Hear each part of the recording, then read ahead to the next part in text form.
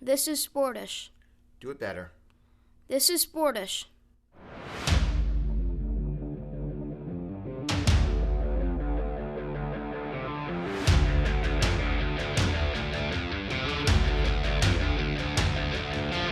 This is Sportish.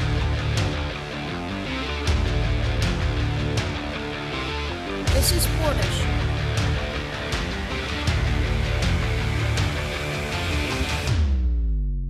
This is Sportish. This is Sportish. Hello out there on For the Fans, or maybe you're on YouTube, or perhaps you're listening to the podcast version of this show. Either way, we welcome you in. I'm Geoff Brault. He's Dr. Keith Strudler, the director of the School of Communication and Media at Montclair State University. Our producer is Mike Wallace. And Keith, we must begin with important breaking news just in to FTF headquarters. The pandemic is over. It is over. Over the weekend, Keith, we set a sports attendance record. I wasn't ready for prop comedy. A sports attendance record was set over the weekend in Dallas, of course, in Texas. Yeah. 72,000 people, Keith Strudler, in AT&T Stadium to watch Canelo Alvarez fight Billy Joe Saunders. A boxing match setting an inside record for the most ever on American soil to watch a little pugilism. Doing it during a pandemic. Keith Strudler, I'm calling it right now. Over. Ball game. Turn out the lights. It's time to go home. Now, I get the new, obviously, the new Cowboy Stadium confused with the old one. Does the new one not have a hole in the top so God can watch his favorite team, or is that just the old? Yeah, they plugged the hole when it was clear that God would much rather watch NBA basketball. So wow. So first of all, 72,000 people to watch a fight? Correct. Just think for a second. Forget the fact that, technically there's still a pandemic happening. How bad are some of those seats? Oh my God. You're like, you can't identify. You can't even identify the boxers. Watching boxing, you have to be really close to be able to, they're basically hugging each other the entire time. Now, there are big TV screens there, so I guess you're watching. So basically, if you've committed to going to this fight, you've decided two things. You're like, look, I want to be in a place where we're celebrating violence and near death. Like that's invigorating for me. Like, so I want to be in the atmosphere of this, right?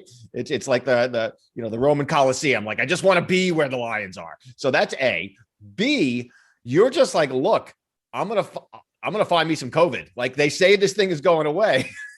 So I'm just going to find it. There's 72,000 people. That's insane. It would be one thing if you're like, look, 72,000 people, a huge football game, Texas A&M is playing Alabama in the season opener, whatever it is. To tell me that 72,000 people are going to something that is indisputably better to be watched on television, I don't understand that. Do not. I think you're right. This isn't Hamilton. It's not Hamilton. It's not the Lion King. Everyone. Broadway doesn't come back until September. We can't go to see Hamilton. Should I commit that sidebar? I'm thinking about committing to some Lion King seats right now because my kids have never seen Lion King, and that's you can theater buffs have at it because I know we're big on the theater community with the broad, but I understand. It's Lion King. It is what it is. I think it's one of those shows you have to see once in your life in person. That's just my philosophy. I've seen it. I think your kids would like it. I think they're of the right age to go and see it. Why would you not commit? But I'm thinking about doing it because I can get seats at a more.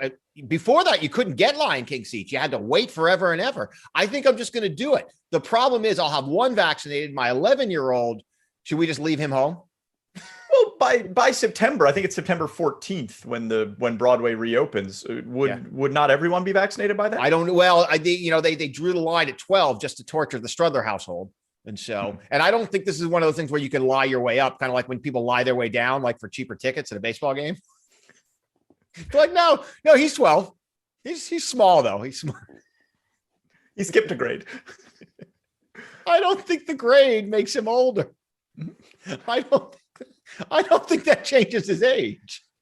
Unless it does. What does the person giving the vaccine know? They don't know. They're just looking for shoulders. You present them a shoulder and they will put a little Moderna in. I'll tell you you're right. I'll tell you you're right. I remember early on, people were like, well, do I really qualify? I'm like, look, once you get in that building, they're putting a needle in that arm. Like they're strapping you down. They have one job, and that's to put a needle in your arm. So you're probably right. Speaking of getting the needles, like I'm sure all 72,000 people at AT&T Stadium did, I feel like we got ours a little too early because I didn't get anything with mine. There are perks now for getting the vaccine. Yeah. Did you get a perk? No, I got sick. But have you seen what you can get? Like in your state, New Jersey, if you get a shot in the right place, you get a free beer. You get a beer, you go to a brewery. Well, there's two things that I wish feel we missed out on. One is the perks. Of course, the Dunkin' the Krispy Kreme donuts are still available to us, obviously. That's A. B, now you can get the shot in cool places. Like they're giving it in like subway stations. Like that's I want mine in like a rancid barroom bathroom. Like really playing for the tie. And you know the one that we really like. If we went down to one of our favorite locations, Alabama, home of the Crimson Tide, where we've been on the field during the Iron Bowl. If we went down there and we got our shot at Talladega, we could drive on the track. Yeah, we could drive on the track. Now, there is some fine. First of all, you're exactly correct. You can theoretically, if you get the shot in Alabama. By the way, the most Alabama thing ever is if you don't get the shot, but only get a COVID test, you can also drive on the track. However, I read the fine print. You have to drive at quote unquote highway speeds behind a pace car. So come on. They figured out they're going to be able to enforce that. Like they're going to be, are they going to chase you down on the track? Someone's going balls to the wall. Like there's going to be someone out there going 140 in a pickup truck. You think it's going to turn into Dukes of Hazzard on those like 30-degree turns? I do. Yeehaw! Oh, and thank you for now offending every one of our viewers below the Mason-Dixon line. This is a national show, Keith. I know that our Northeast liberalism plays well in our neck of the woods. No, I think we do well. I think the Southern fans are loving our emphasis on lacrosse. So, no, I do wish we got the shot down there. I would love to be able to drive the track. And because I've been watching that Formula One reality show on Netflix. Oh, so good. Unbelievable. And unbelievable. Those drivers get salty. They get salty. That's the best part. That is. And so what I also, now I'm getting different stuff pushed to me by Netflix. It's decided I like Formula One. I never watched the movie Rush before. Great movie. Great movie. And as you know, I love to give movie reviews of movies that are at least 5 years old. What a great movie. What a great movie. And who is that handsome guy who's playing the driver? He's a Brad Pitt stunt double. Are you kidding? That's Chris Hemsworth. You don't know Chris Hemsworth? I knew that. I do now, but I didn't know Thor. He's Thor. You didn't know that was Chris Hemsworth? No. Exceptionally famous. I'm 5 years behind. To me, Rush was his first movie.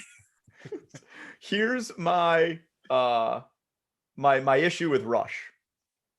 Criminally underused as Olivia Wilde. Criminally underused. The movie wasn't really about her. Who is which role? Who is she? She was the dark-haired woman who was Chris Hemsworth, the James Hunt's first wife. We had a lot of love interests on that show. Yes, and again, they earned. Let me put it this way: they earned that R rating. I thought we might see a lot of gore, not a lot of gore. While we're criminally underusing love interests, the nurse in the very beginning of that movie is Natalie Dormer from Game of Thrones. Another criminal underuse of talent. What do you want me to tell you? I mean, well, maybe they'll involve us in the writing of Rush 2. Although Rush 2 is. What I want you to tell me is that Ron Howard is sorry for some bad choices. I think Ron Howard's doing just fine, but that was a great movie. Yeah. And so at any rate, getting back to if we're going to put the loop or put a bow on the Texas Stadium thing, I mean, it is clearly over for them, right? And sports, and this is going to be really tricky for sports moving forward in the fall season and summer through fall, because depending on what the numbers are like, and I think we're all, fingers crossed, like, hey, let's keep this moving in the right direction. None of us know, because none of us are doctors. Well, some of you are doctors, and maybe I'm a fake doctor, so I don't know anything about literally anything. And so it's going to be very challenging as we get into the fall, where certain parts of the country have already decided this thing is long over and open up the gates. And then there are going to be some parts of the country where there will be political pressure to keep things closed, because, as we've also read, there are people that are not ready for the pandemic to be over, clearly. And so the political views on this are so disparate that who knows? I mean, look, you're seeing this just with the Olympics now. I don't want to get too, there are people who are basically getting ready to fly over to Japan to prepare for the Olympics. And then there are people on Twitter who are screaming that the Olympics must be halted, and including a kind of a warning shot from Serena Williams, who kind of alluded to the fact that if her 3-year-old daughter's not going, she ain't going either. And so, I mean, it's going to be such a hot mess putting this back together. Well, there are doctors in Japan that are actually taping messages to the windows outside of their hospital saying, no Olympics, we can't handle it because cases are surging. I don't know if that's going to make any difference. Naomi Osaka, who is Japanese and also has, global appeal, has said much the same thing about feeling uneasy about the Japanese Olympics. But that's a story for another day. Yeah. I want to circle back to this idea about things reopening, right? It was announced that most NBA facilities will have at least 50% capacity for the upcoming playoffs in a couple of weeks. The NFL believes they'll be at 100% capacity in the fall. We talked about what happened in Dallas at the Canelo Alvarez fight.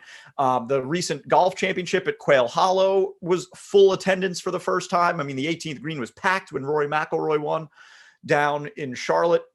So it seems like, whether or not it's scientifically correct, whether or not people want it, whether or not it's the right decision or the wrong decision, it's the decision that is being made. Now, what's interesting is there's also a school of thought that says we will never get to herd immunity, that just enough people won't get vaccinated for that to happen. So there's always going to be a chasm. Should we care about that? I mean, should we care about that in terms of reopening the world? Should we care about that? That's a deep question. Yes. Should we care about that as it relates to letting people go to a Secretary of State game? I mean,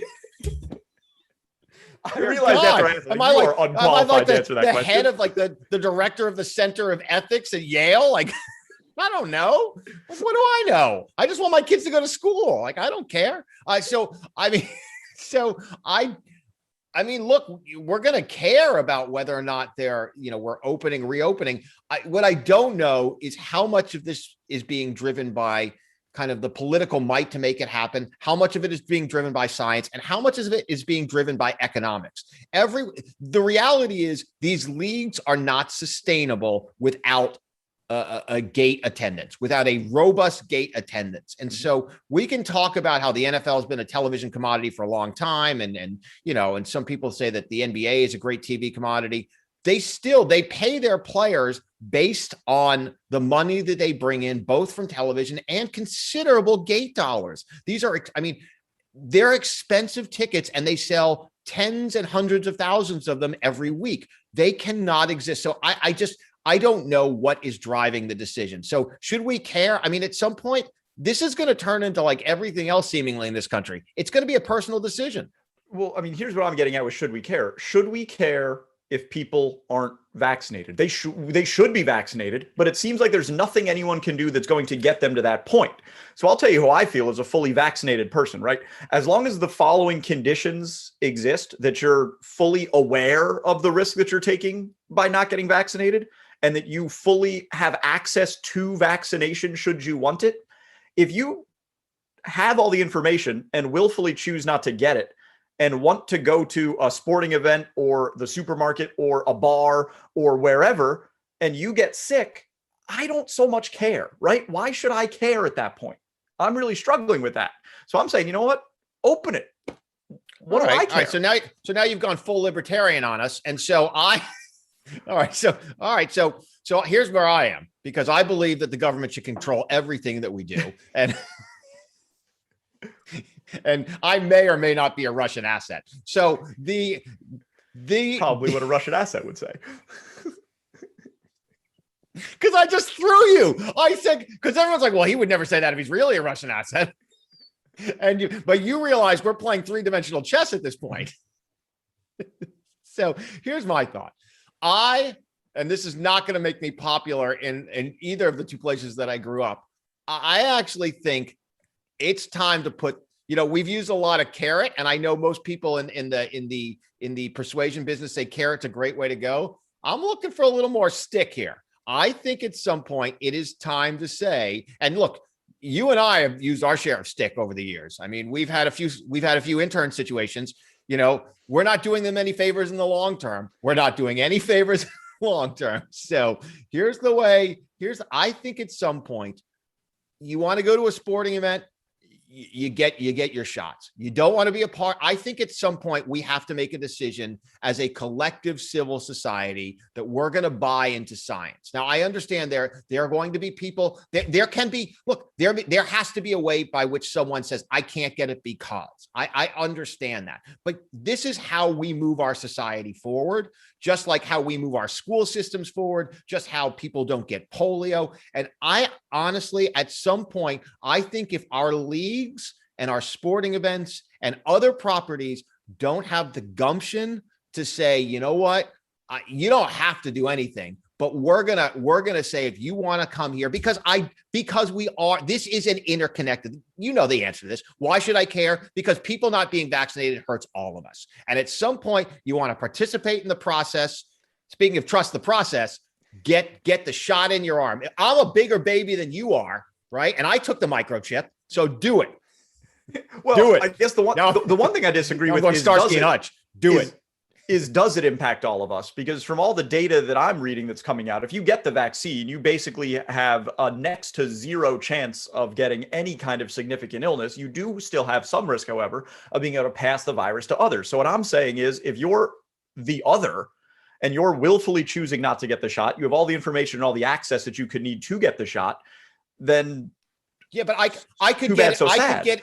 I could get it and take it to my 11-year-old kid who hasn't been able to get a shot yet. And beyond that, look, this is not a time for us to be doing the science program. But no. If you believe that there are mutations that can come because this thing works because we all do it. It doesn't work because we don't all do it, right? No. Because some people do it. So at some point, that's how I think we all know that's how vaccines work. You eradicate as much as you can a disease. And I do believe that, look, this is where I get a little bit crazy left of Lenin, right? I do believe that sports organizations operate in the public trust. Now, I don't think that means that the Man U fans should be storming the field because they don't like that the owner actually wants to make a few dollars here and there. But I do believe that the public and the government give sports organizations an enormous amount of leeway and essentially ownership of our collective. Their responsibility then is to act as responsible citizens, not simply as business entities. And I think I actually think this is the time when, if you want to strong arm the sports organization, now I'm talking to you, Joe Biden. This is the time to get the leaders of these organizations and say, you know what, tax-free status, this, that, and the other. You make some rules. Look, there is no doubt that the best case scenario is 100% of the people get vaccinated. That's what I want. That's what I think people should do. But I like to think that I live in the real world, and it doesn't seem like that's going to happen. Then they don't go to the game. Then they can't go to the game. No, and I am for that. Like, when you say that you should, I believe that you should have to do what is required to create society to be able to participate in it, right? I don't think you should get to benefit from society without doing your part to be part of society, which I think getting the shot is. However, how do you prove that? Like, how do you possibly... there is no mechanism in place. Of course you do. We all have microchips in our bodies now. That's why they're there.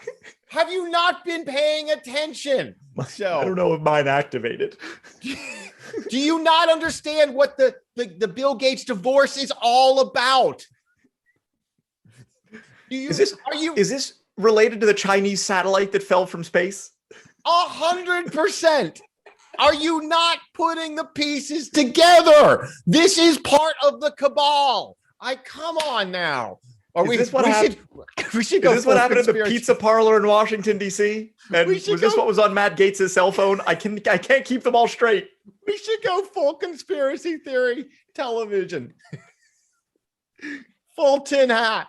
So I believe it is time that we look, the government should give these sports organizations all kinds of leeway to open up full steam, 100%. But then in exchange, they should say, but what you need to do is you have to show your proof of vaccination. That's the rule. They're doing that in New York to the point. Well, they're sort of doing that in New York. They're making vaccines available at games. You can get vaccinated at Yankee Stadium and Citi Field in New York. They're not saying, however, and I take issue with this, that you have to be vaccinated to come in. In fact, they're almost going the other way.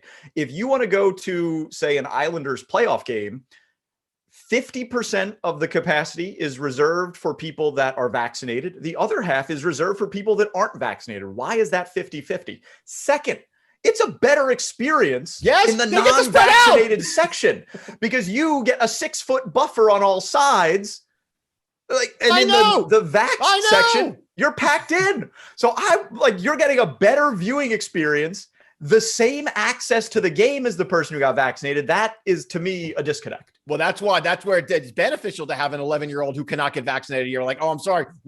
It's kind of like when you're the non-smoker sitting in the smoking section, we're going to have to go sit in the non-vaccinated section. The problem is no offense to us. Well, all offense. I'm not comfortable in that not vaccinated. I think there are people who are making a lot of poor choices in that section. You know what they should do? They should do a study to see if more fights break out in the non-vaccinated section, even though they're further apart.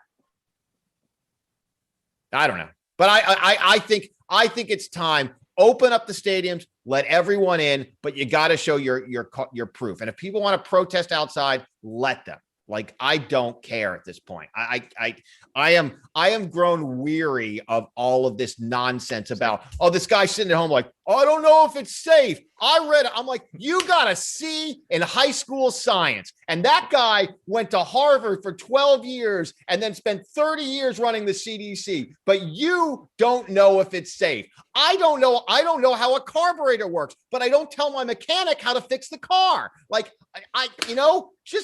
we don't know a lot of things. I don't know how this computer works.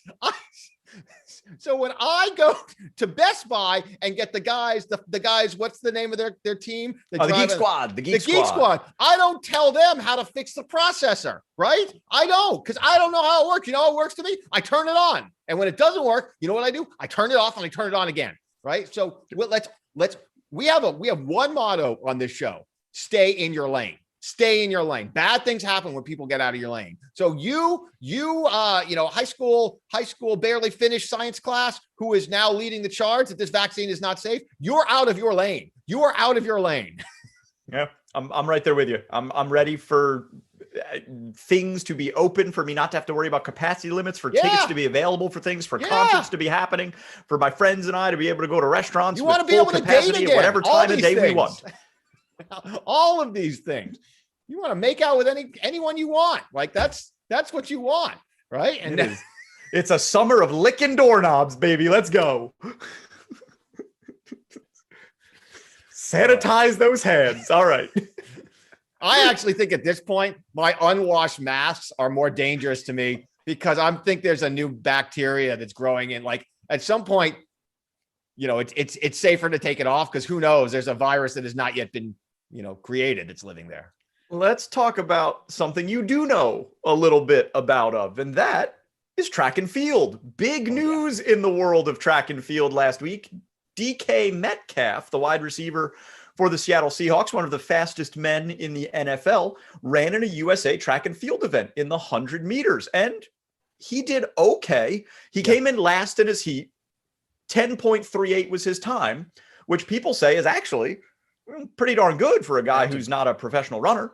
Yeah, a guy who's, about 50 pounds heavier than the second heaviest guy in the field. So he is carrying NFL weight, running with NFL speed. And track, speed is speed in some regards, but track speed is different than football speed. And football speed is highly explosive. I would expect actually a football player potentially to be better even at something like the 60, where it's pure explosion, as opposed to the 100, which be clear, it is obviously a sprint, but there's sprint endurance. Like you have to be able to sustain that.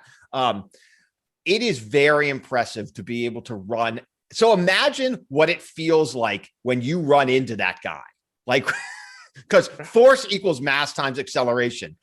They are all, yes, trust me on this. Yeah, I'm the math. I'm the math pair of this. No, checks out. So I just wanted to take a beat for all the people that barely passed high school science from the last segment. So if there was a brick wall at the end of that 100-meter dash, he may be the only one that got through the brick wall because he was so much heavier than everyone else. And so I think it takes a lot of guts to be able to do this. It's been a while. God, I forget the name. I'm blanking on names, but there have been some hurdlers who have been world-class sprinters in the past. And there have been several elite level college football players who have had to make a decision. I think, there was a Gator, a Florida, I'm blanking again on names, who have had to make a decision in college. Like, look, I'm a good Division I football player, potentially not an NFL prospect, but I might be an Olympian in the 200.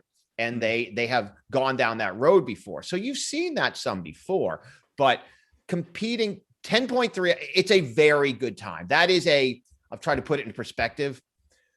That's a D League time, right? That's a professional time. Like that is an elite college time, right? It is not, once you get into winning, look, making the U.S. Olympic team in the 100 is basically like making the Olympic finals because, it's us, Jamaica, and a couple of other countries that largely own the sprints at this point.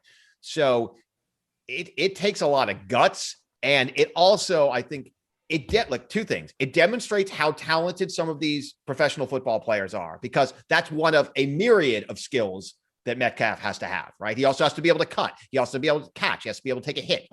So it's one of a myriad, sprinters have to do one thing. Everyone was like, Usain Bolt should play in the NFL. I'm like, no, he should not. No, he should not. The first hit is the last hit. And so that's a B. I think it once again, though, illuminates how fast Olympic athletes are. 10.38 is a good time.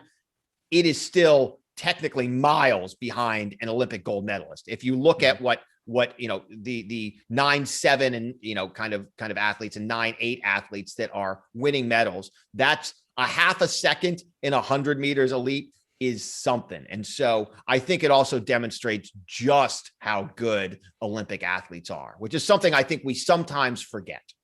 How do you feel about the fact that this is the most attention that track and field has gotten outside of an Olympic final in maybe ever? Like, as a person who, was part of this sport and cares about this sport, how do you feel that the only time anyone cares about it is when a guy from the NFL comes and finishes last in a qualifying heat? It's kind of like the only time people care about minor league baseball is when Jordan decides to play. I'm okay. I'm actually okay with it. Like, I don't think it's society's responsibility to care about a sport that they don't like. Like, I think we have this mythology, like if people just knew how great cycling was, they'd love it. I'm like, no, if they knew, the more they know about cycling, the less they'll like it. I think you've proved that. The more you watch it, the more bored, like the fourth hour of that cycling race, worse for most people than the first, second, or third. Right. And so I don't have a problem with it at all. And look, I would have a problem if he was getting special privileges to now enter, to be on the Olympic team. Like, I actually think it proves that the fact that you see someone that you thought as being, fastest guy in the NFL, and then you're like, he ain't so fast when he competes against world-class athletes. There's nothing wrong with that.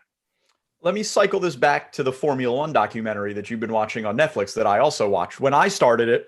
And where are you in the series? I've finished all 3 seasons. Where are you? Well, because you watch everything. I'm in the 3rd series. You watch everything because you have nothing else to do. So you literally. Yes. Well, as the host of a television program / podcast about sports and culture, I do try to consume things where sports and culture intersect so that we may have conversation about them on the show. You will get to it 7 years later and then be like, hey, did you see seven Years in Hell or whatever it was called? Great movie. No, the difference is you will just keep on watching and eating ho-hos while I will get called over to do a STEM project to show how you can use paper and tape to hold up books. Yeah, but don't blame me for your mistakes. Now he's got to get vaccinated and I got to deal with that. Why can't we just drop it to 11? Like, it's like they purposely did that. And by the way, you want to talk for you. You want to talk about someone who has no apprehension about the shots. They're like, yeah, they haven't tested on that age bracket. I'm like, I don't care. Just get him in that. Here's one. Here's the first. What is this clinical trial? Can we just do it? Can I just do it and tell it how it goes? Like, show me what I got to sign. But let's go back to this Netflix Drive to Survive Formula One series. When I started watching it, I knew less than nothing about Formula One. The extent of my knowledge about Formula One was that they were cars and that they went fast. And when you watch this series, it makes you interested. You don't need to know anything about the sport. You don't need to know anything about the people. You watch this, you learn the humanity of the people that are participating. You easily pick up on some stories and some themes that are applicable to everything. You've got underdogs and you've got, well-funded people at the top tier. You've got global superstars and you've got people that are, hanging on, going for one last shot at glory. You've got, sniping and little political backroom dealing and intrigue. Oh yeah. And now let me tell you, I am now I'm not at the point where I will sit down and watch a Formula One race. I feel like that's still a bridge too far. I want to know who wins. I want to be like, oh, Lewis Hamilton chased down Verstappen from 6 seconds back, 14 laps in. Like, I am now like into it from that perspective. And so I think we have learned a great lesson about how you grow the game, whether you're trying to grow lacrosse or women's basketball or track and field or whatever. Take a page out of this Formula One playbook and put some cameras around your people and let people get to know them as people, because making them interested in the game is irrelevant. Yeah. You need to make people interested in them as humans. I think Formula One Drive to Survive has laid out the playbook for how you get people interested in these sports that everyone's like, how do we get people interested in this? Yeah, I think you're right to an extent, but call me about 3 hours, 4 hours into a 2-day swim meet and tell me if the swim documentary has quenched your thirst for. But what I'm saying is I'm not watching Formula One races, but I'm still interested now in Formula One. I'm still consuming news about their product just in a different way. And honestly, the days of like people sitting down to watch entire games, I feel like that's kind of going away a little bit. It's definitely on the wane. It's definitely look, and I think look, the NBA has figured this out. The NBA has long said, we understand that the future is very likely not people watching a 2.5-hour game start to finish. What they are understanding that these kind of compressed highlight reels are a way in which people will watch. And they are just, look, they're interested in people like my 13-year-old on Sloan, who literally knows everything about every single athlete. It's like in the car every day. He's like, this guy had a triple double and this, and it's 100% dialed in. And he does like watching games, but I think you're right. It is about the drama, the personality and all that. And let's go to track. Track is a sport of personalities. Because you got to be a little loco to want to put yourself through what athletes put themselves. There's two things. In some of these sports, you have to be crazy to go through the pain it takes to get there. But in the shorter and the sexy events, is there any more hubris? There's the two most hubris kind of truisms or ideas in all of sport. One, heavyweight champion of the world. Like, I can knock out anyone on this planet, right? Yep. I'm the baddest man. Like, you have to be crazy in the head to say, bring anyone on, I can knock them out. Two, the fastest man on the planet. Line up anything short of a cheetah and I'll win. I think if you get to know some sprinters, they are fun, nutty, because they have to work themselves into a kind of frenzy to believe that they can do what they do. And one of the things that I think track and field would have going for it that, say, Formula One doesn't, right? The part where Formula One kind of loses me a bit is they're all multimillionaires. Like, the guy who comes in last is also getting out of his car in Monaco and walking straight onto his yacht. So, it's tough to be like, oh, you came in 16th, or, oh, you retired on the first lap. You're still paid, right? Like, your dad's a multimillionaire captain of industry, just like everyone else. Track, some of these Olympic, the people that are like fighting to make the last spot on the Olympic team are quite literally running for their lives. Like, maybe have $5,000 to their name. And that to me would just add a whole other level of intrigue. It's a very interesting sport. You're right on that. And so which is why you will never see an NFL athlete though decide like, I think I'm just going to drop this It's Ronaldo Nehemiah. That's who I'm thinking of. The Olympic hurdler. Yeah, you're not going to see an NFL athlete be like, I think I'm just going to give this up and go to a sport where I'm struggling to make a few $1,000s a year. By the way, speaking of yachts, I know you have thoughts on Jeff Bezos' yacht that supports his yacht. Yeah, I do. Because while Keith Strudler earlier described himself as left of Lenin, he is the only leftist who believes that billionaires should get as much money as humanly possible and that they will then make sure that the rest of us have a good life. I didn't say that. I said I just think your petty jealousy of people who have earned a suffice living it's beneath you. It makes you look small. I think that Jeff Bezos, who transformed the world by creating Amazon, and kudos to him for doing so, and for doing so, he should be richer beyond his wildest dreams. I'm all for that. Do I believe that Jeff Bezos, who is commissioning a $500 million yacht, that, by the way, has sails on it, which means that he must also commission a smaller yacht to drive next to the $500 million lot. You got to put his helicopter so he can land his helicopter on it. Do I think that he, who also owns Whole Foods and 2 years ago cut medical benefits from part-time employees of Whole Foods, should possibly be spending his money in a different way? I do think that. And if he doesn't want to make those choices on his own, do I think that the government should compel him to make them through taxation? Now who's left of that? Now who's going crazy? Bernie Sanders. Those are my thoughts on Jeff Bezos and his yacht. What part of my thoughts do you disagree with, Keith? Do you think he should have a third yacht in case the second yacht can't get there fast enough? Well, I am not convinced that I don't know where he's keeping his jet skis. And so it does seem as though, and you, by the way, hypocrite of hypocrites, live and die by Below Deck Mediterranean, a show that literally celebrates the life of the rich and famous on yachts. They are renting the yacht, Keith. There's a big difference between a renter and an owner. Those are yacht renters. You know what? Go ahead. When you rent a yacht, you're stimulating the economy. No one gets hurt. Oh, there's a lot of people working on that yacht. He doubled the amount of jobs by getting a second yacht. That second yacht is going to employ a lot of people.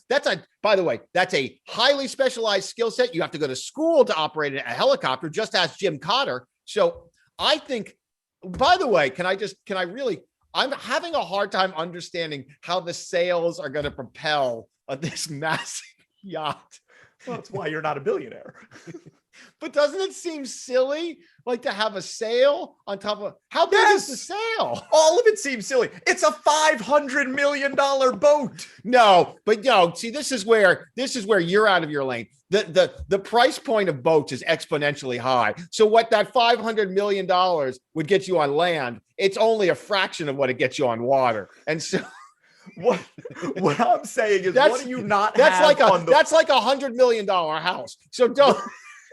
What do you not have on the $400 million boat that you could only get on the $500 million yacht? I am sure there were options that were presented. It might have been like a very special exotic cherry as opposed to a bamboo flooring. Who knows? I'm sure. Obviously, the size of the engine is up for grabs. I mean, is it a V8? Did he have to go down to the V6? I don't know, but I'm quite certain that there were options that he had to. Do you think that would be great if he was sitting in like the boat showroom? They're like, well, if you're going to add the curtains and you want to do the upgraded upholstery and then the chef's kitchen, that is going to drive you over the $400 million. But it's not the same. You're thinking of it like a $400 million house. It's not like that. It's so much more expensive to build on water. So I am aware of the difference between a house and a boat. Neither of which should cost $500 million. I bet you, I'm going to go out on a limb right now.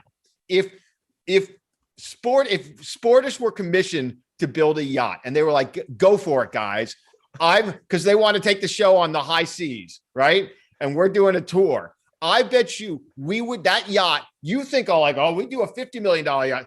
I guarantee you we'd be in the 200 before we even blinked an eye. And we'd be having arguments about what to cut. You'd be like, the chef has to have his own suite. He's not going to prepare my best meal. I guarantee you would jump into $200 million before you even do it. How is your takeaway from my argument that I don't understand how expensive yachts are? Because you are critiquing Jeff Bezos. And by the way, that yacht needs a support yacht. What if that yacht's stranded? What if that yacht is stranded at sea? Do you think the Coast Guard's going to go out and trail a $500 million yacht? You run a collegiate communication school. You need to know that no yacht needs a support yacht. That is the incorrect use of the word need, and you should be ashamed of yourself. Wants? Do I have to say wants? They want a support yacht. Do you feel lesser though if you're on the crew for the support yacht? If you're like, we're only here for the helicopter? Well, yeah, it's the minor leagues. It's like Air Force One versus any other government plane. If the president's not on it, what's the point? How do you get? I know we've got another big story to do. How do you get? We do. How do you get from the big yacht? Is there like a slide that takes you? No, you take the helicopter, or maybe it's a ladder or a rope. No. You have to get from the big yacht. Right. It could be a ladder. It could be a rope. I think it should be a slide. Okay. But that means that the support yacht's got to be so much taller so you can get the down force. No. Oh, I see. You got to go both ways. There's got to be a pool at the end of it, though, whatever it is. What if it's one of those like crazy slides? Like you hook up a water slide, the way the refueling plane can dock with Air Force One? I get nervous being out in a boat too long because we're not supposed to be out there. Like that's not really our domain. Okay. Well, then we're not going to invite you on the $500 million yacht party. While we're talking about the plight of multimillionaires / billionaires, how about the fact that Kentucky Derby winner Melina Spirit is probably going to get disqualified from his Derby win because he's on steroids?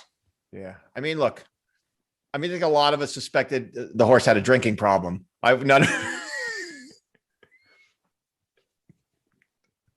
None of us knew that.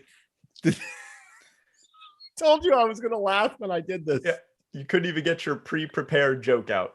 We knew he had a drinking problem. We didn't know he had turned to hard drugs. So now that we got that out there for you.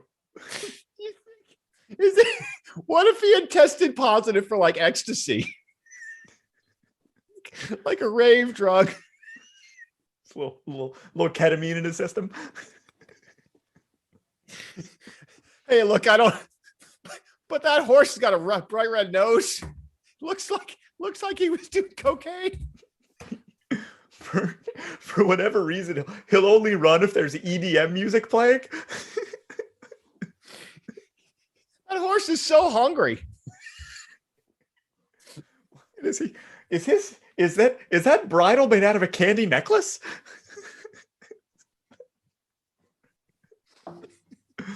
Does there be like a Betty Ford clinic for horses? While we're making light of Melina Spirit's plight, his trainer Bob Baffert, did you hear what he said when Churchill Downs not only announced that Melina Spirit was under investigation and would probably have to vacate his Derby win, but also that Bob Baffert, the only horse trainer that anyone who doesn't follow horse racing has ever heard of, he's LeBron James of horse racing. Yeah, has now been suspended by Churchill Downs. He found the nearest cameras and said that his horse, Keith Strudler, was the victim of cancel culture. I agree. People just hate success in this country. 100%. There have been people who have been waiting to take this horse down. And the horse finally expressed himself in a way that he felt. And now they've completely canceled his victory. I mean, look, as far as I'm concerned, we should be dealing with horse drug abuse as a psychological ill, not as a crime. So I don't think we should be criminalizing and penalizing people. This is a problem that should be dealt through therapy and education. I mean, again, not to make light of the situation, but do you know what Melina Spirit said when they asked him if he needed help? Did they ask the horse? Yeah. They said, we think you have a problem. Will you get help? He said, neigh. Do you like that? I just thought of it in the moment. I did like it. I did like it. Because that's the sound the horse makes. I learned that from the Speak and Say when I was a kid. So I told this to Andra, and I'm like, well, this horse got disqualified because he's got a drug habit. And she's like, well, don't the horses get tested? And I'm like, well, yeah. I think the horse, only the winning horses get tested. I don't think they test every horse. And so this horse may, but it doesn't, like, how did we get to this point where the horse is a full out drug addict and they haven't caught it yet? Like, why, how do they not get tested regularly? Because look, to make one serious comment in this highly amusing story, I mean, I largely abhor horse racing. I think it's abusive. Mm-hmm. I think it should be banned. Part of it is because they artificially drug these horses up. It's dangerous to the horses. This is why so many get destroyed, because they run through injuries. Like it should be banned. This is point positive of why it should be banned, right? How are they not testing the horses? This is the only horse trainer that matters.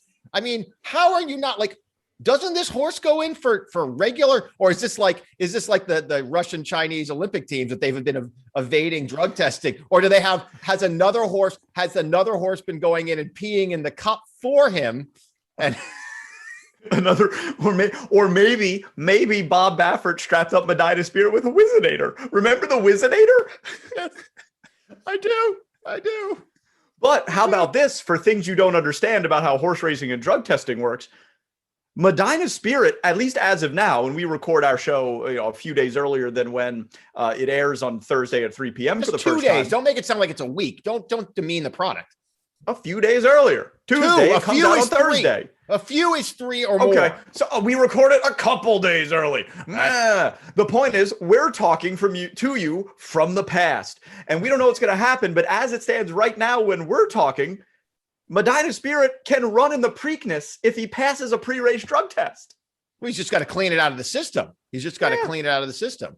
He's got to go to Pedialyte to flush it out. He's got to go get detox, get himself, maybe a Bloody Mary and an egg sandwich, and get ready to run. That's ridiculous. How is it? It's not safe, but the reality is, when you drug up horses, it's not safe. Not only it's not fair to the other horses who've been competing clean, these other horses who've been training, and like, you robbed this other horse of a victory that he's worked for his entire life. And so it's a shame. It's all the time we've got for this episode of Sportish. For our producer, Mike Wallace, and Dr. Keith Strudler, who runs the School of Communication and Media at Montclair State University. My name is Geoff Brault. Thanks for hanging out with us. Make sure to check out our archives on YouTube, ftfnext.com, and download the audio versions as a podcast wherever you prefer to listen to those. All right, we're back at you next week, Thursday, 3 p.m. on For the Fans. See you then. Thanks for listening to Sportish. See you next time.